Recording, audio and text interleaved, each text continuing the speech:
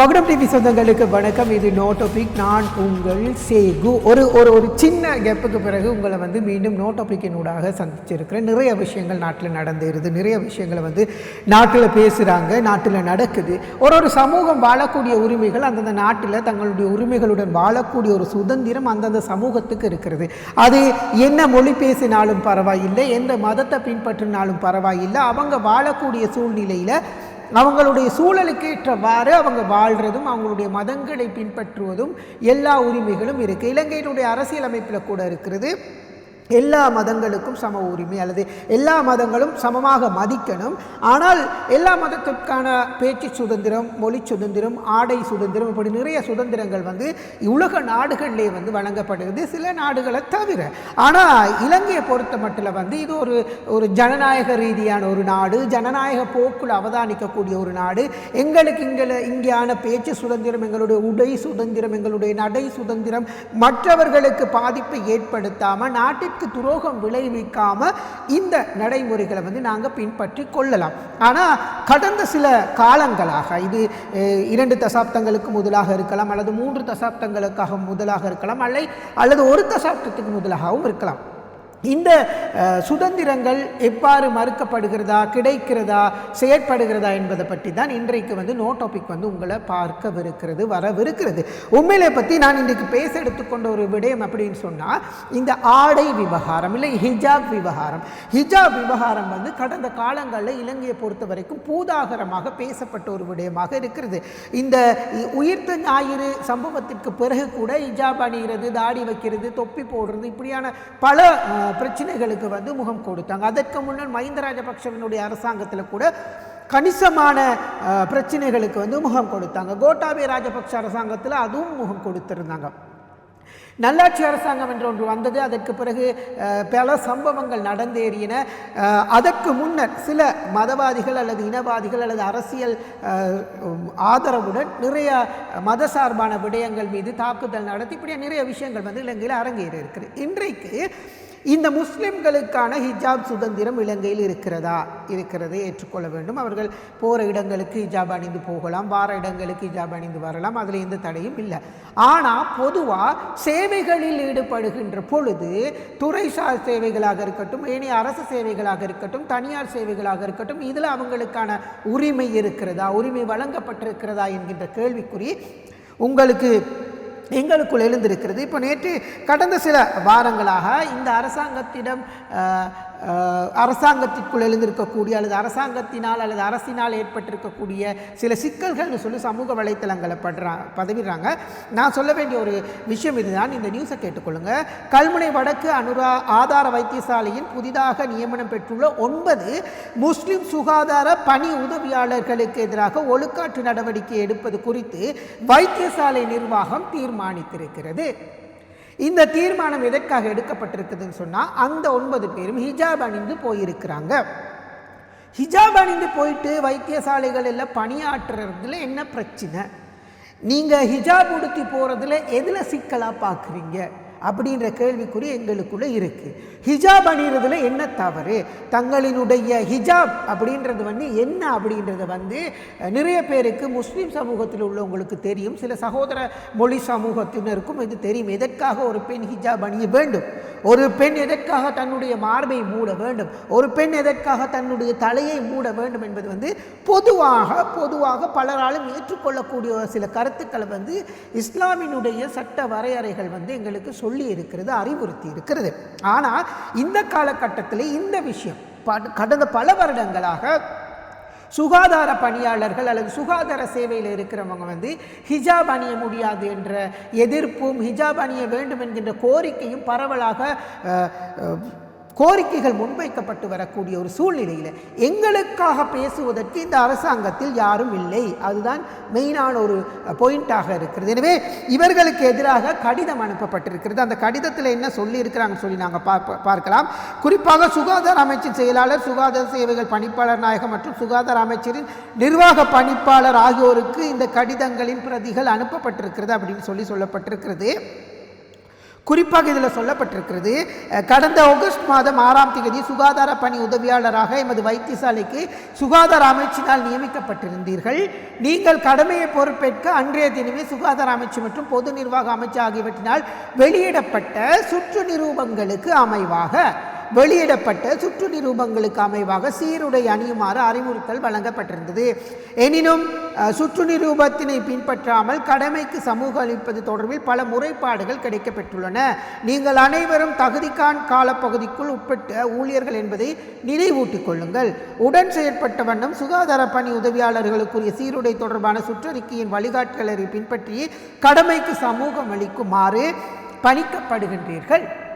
இப்போது ஒரு ஒரு ஒரு ஒரு ஒரு தங்களினுடைய மறைக்கக்கூடிய பகுதிகள்னு சில விஷயம் இருக்குது. இப்போ முஸ்லீம் பெண்கள் இதை கொஞ்சம் ஸ்ட்ராங்காக ஃபாலோ பண்ணுறாங்க அவங்களோட ஆடை விவகாரத்தில். இப்போது ஒரே நிறத்த ஆடை அணிகிறதுல எந்த தப்புமே இல்லை. அது கொஞ்சம் ஒரு சுற்று நிரூபத்தில் வெளியிடப்பட்டிருந்தால் அந்த சுற்று நிரூபத்தில் இருக்கக்கூடிய போகிறதுக்கான ஒரு சூழ்நிலை இருக்குது. ஆனால் ஒரு ஹிஜாபை அணிவதில் என்ன தவறு இருக்கிறது என்கின்ற ஒரு கேள்விக்குறி இருக்கிறது. எனவே இந்த சுற்று நிரூபம் வெளியிடப்பட்ட முறை பிழையா அல்லது தவறா சரியா என்கின்ற கேள்வி இருக்கிறது. ஒருவர் ஆடை உரிமை, ஆடை உடுத்தும் சுதந்திரம் அவருக்கு இருக்கு. ஆனால் சில கட்டுப்பாடுகளுடன் இந்த மாதிரியான சுகாதாரத்துறையில் ஏனைய துறைகளில் சில கட்டுப்பாட்டு விதிமுறைகள் இருக்கு. இருந்தாலும் ஒரு பெண் ஒருத்தர் அந்த பணியில் ஈடுபடுற நேரம் அந்த ஆடை விவகாரத்தை இந்த சுகாதார அமைச்சோ அல்லது இது தொடர்பான அதிகாரிகளோ அவதானம் செலுத்துவது மிக முக்கியம். இது பல்லின சமூகம் வாழுகின்ற ஒரு நாடு. அப்போ ஒரு இனத்தை மட்டும் குறிக்கோளாக கொண்டு ஆடை வரையறுக்கப்படுவது தவறு. ஆடைகளை இப்போ ஒரே துறையில் பல் சமூகம் அல்லது பல் இனங்கள் பணிபுரியக்கூடிய வாய்ப்பு இந்த நாட்டுக்குள்ள இருக்கு. இது உலகளாவிய எல்லா நாடுகளிலும் இருக்கக்கூடிய ஒரு விஷயம். ஒரு துறையில் எல்லாரும் இதுதான் பணியாற்றணும் அப்படின்னு சொல்லிட்டு எல்லாருக்கும் பொதுவான ஒரு வரைமுறை இருக்கணும். இப்போது சில சுகாதார பணியாளர்கள் முழங்காலுக்கு கீழே அணிவதை விரும்ப மாட்டார்கள். அது எந்த ஜாதி எந்த மதமாக இருந்தாலும் சில பெண்கள் முழங்காலுக்கு மேலாக அணிவதை விரும்ப மாட்டார்கள். முழங்காலுக்கு கீழாக அணிவதை சிலர் விரும்ப மாட்டார்கள். அப்படி இருக்கலாம். ஆனால் நிறம் அந்த ஆடையினுடைய வடிவமைப்பு முறை மாறாமல் சில மாற்றங்களை செய்யலாம். இதற்கு என்ன பதில் என்பதுதான் கேள்வி. தொடர்ச்சியாக சுகாதாரத்துறைகளில் இந்த ஹிஜாப் அணிகின்ற விடயம் மிக பேசு பொருளாக பூதாகரமாக ஒவ்வொரு வருடமும் ஒவ்வொரு ஆட்சியின் கீழும் பேசப்பட்டு கொண்டிருக்கிறது. இன்னும் தீர்வு காணப்படவில்லை.